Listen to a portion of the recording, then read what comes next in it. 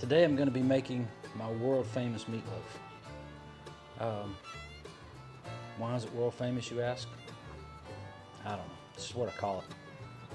It's pretty good. Just saying. You may notice I've got my leather shop apron on. That's all I got. My little pink apron, it vanished in the move. Can't find it.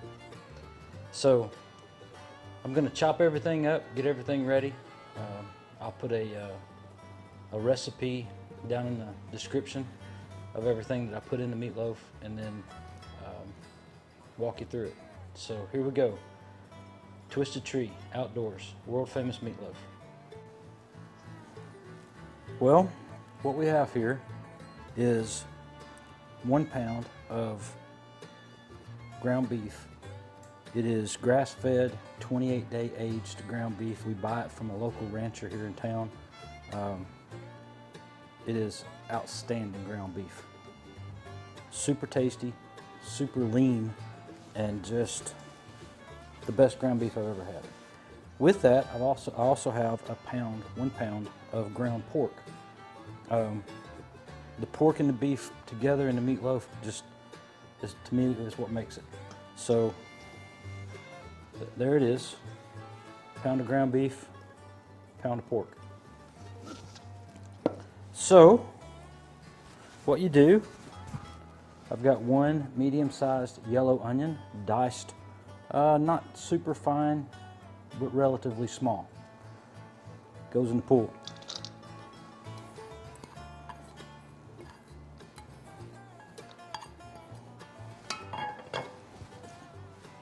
Have about 5 cloves of minced garlic. They go in the pool. 1 sleeve of Ritz crackers. You can use saltines, you can use breadcrumbs, you can use panko. I like Ritz crackers. It seems to do the best to me.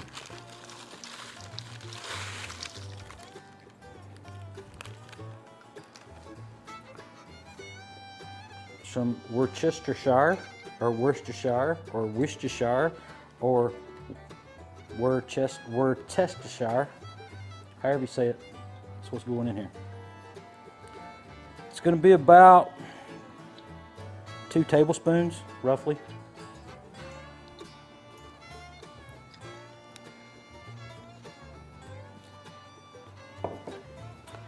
And then a spice blend that we buy, that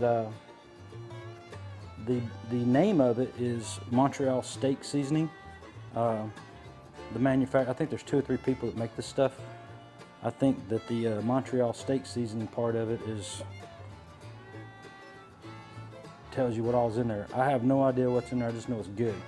I will take this stuff, sprinkle it dry on a steak, let the steak sit in the fridge all day, and then take it out to the grill, throw it on the grill, and it'll be the best steak you ever put in your mouth. And I've gotten to where I use this stuff on a lot of things. So it goes in the pool.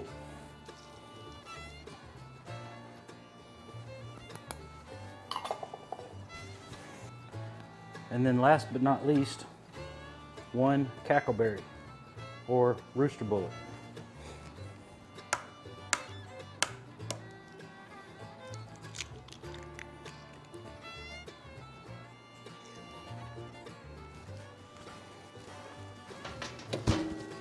Now the cackleberry does nothing but bond everything together. So now we've got this big old huge bowl of goodness. Use your fingers, work it all together. So I'm going to do that, and then I'll be right back. Okay, once you've got everything blended together, you need a baking dish. You can use anything. You can use a metal loaf pan. You can use a ceramic dish like this. You just need to make sure it's oven safe before you stick it in there. And by the way, when I first started, I turned my oven on, which is behind the camera, to 350. So we're going to take our loaf and put it in our baking dish. And then we're going to press it so that it fills up all the voids and leaves no air pockets.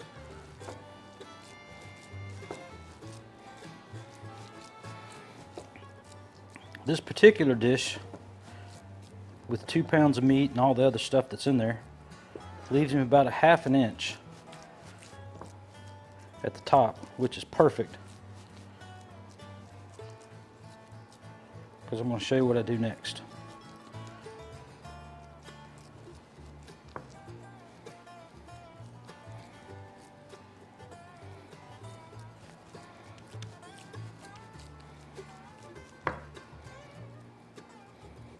Just make sure everything's tucked down nice and neat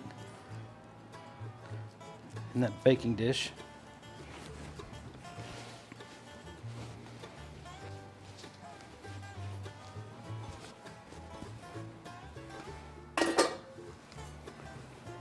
Okay, so now we've got everything tucked in there nice and neat, and it gave us about a ½ inch around the rim so that the loaf is a little lower. Now as it bakes, it's actually going to pull away from the sides and shrink down even smaller, because a lot of that oil and grease is going to cook out, and the actual loaf, when we pull it out of here, will be a much smaller, well, not much smaller, but it'll be smaller than this. But here's the ticket. Seasoning the loaf, putting all your stuff in it, that's very important. But the most important thing is what you put on top. What I use is a mildly spicy barbecue sauce. I don't use sweet sauce. I don't use, you know, the honeys and the brown sugars and all that stuff. It's a tangy, spicy sauce.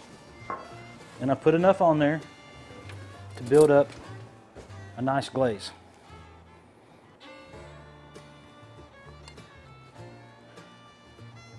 Now as it cooks, there are sugars in this. No matter what sauce you buy, it's going to have sugars in it. And that's the point. The sugars will caramelize and they'll firm up. But you don't want to use, well, you can use whatever you want. But if you want to follow this recipe, you want to do a tangy barbecue sauce for your topping. Not ketchup, not tomato paste, none of that stuff. Tangy barbecue sauce. So now what we're going to do, I'm going to go behind the camera and put this in the oven. We're going to bake it at 350 for about an hour or so. We'll check it. It usually goes a little longer than that. We'll look for an internal temperature of about 155, 160. And when we get it to that point, it'll be done. We'll pull it out. We'll let it rest. I'll take it out of the dish, drain the oils out, get rid of the grease, in other words. I'll put the loaf back in the dish, cover it up, and wait for dinner tonight. And then tonight I'll just, if it's cooled off any, I'll warm it back up. If not, then we're ready to go. So I'll come back once we pull it out of the oven. All right, so what we've got is the meatloaf in the oven now. It's baking. I got the timer set behind me for an hour. We'll come in and check it, put a thermometer in it, see what the internal temperature is. And once we get to that magic number, we'll pull it out of there and have it ready to serve. It's not a hard recipe, but if you're like me, you've probably had meatloafs in the past that you just simply couldn't eat. One of the things that we don't use around this household and ever is bell peppers. So you'll never find bell peppers in our recipes. A lot of people like them. If you do, when you dice up your onions, dice up some bell pepper, put it in there. I've seen carrot diced up and put in there, all sorts of things.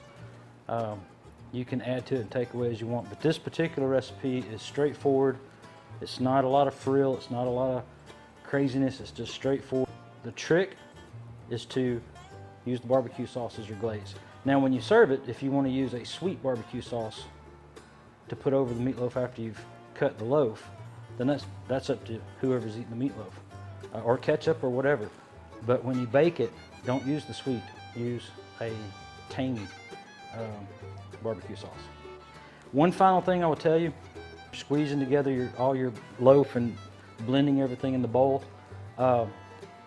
If you come across a cracker that didn't get crushed down enough, just crush it up.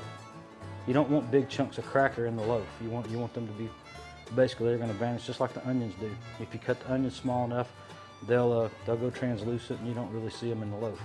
But if you do come across a cracker that didn't get crushed, just crush it with your fingers as you're mixing up the loaf. So that's it. Now we wait.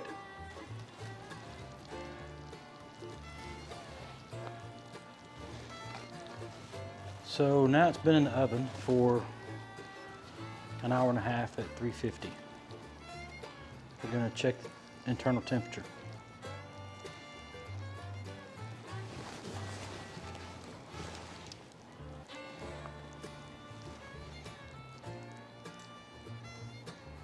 Perfect. So what I'm going to do now is let it cool off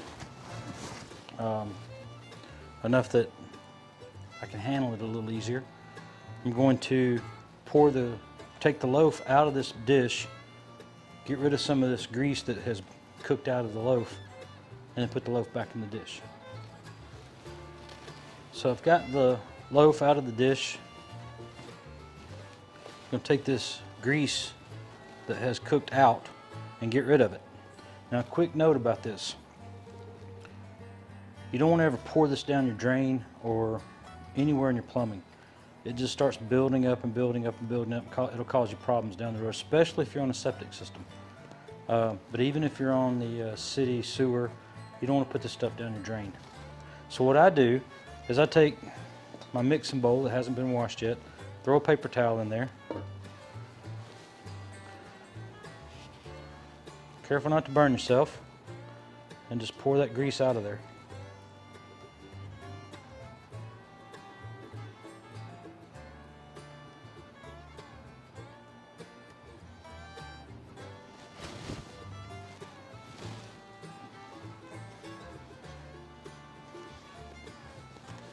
All right, now we can take the loaf.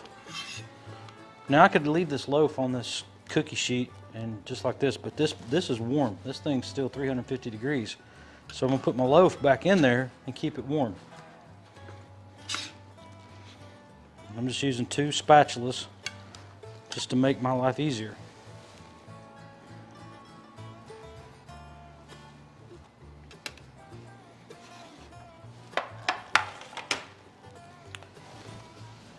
So now what I'm going to do is throw a few more paper towels in this bowl of grease, let the paper towel soak up the grease, and just throw it in the trash and get rid of it. The loaf, we're just going to let it come to room temperature. Just going to let it sit here. I may cover it here in a little while, but I'll take some photos of it and let you see it. You can see where it has shrunk away from the baking dish. You can see how the barbecue sauce has caramelized on the top of it, and it's ready to eat right now. Lisa better hurry or there won't be any left.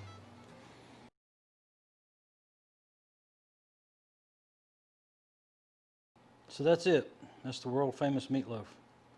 I hope you enjoyed the video. I hope you try it yourself. If you do, leave me comments, tell me what you did different or if you liked it. We love it. We do it every few weeks.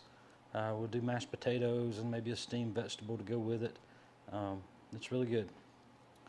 So there it is. If you like the video, please hit the like button. If you like our channel, please subscribe.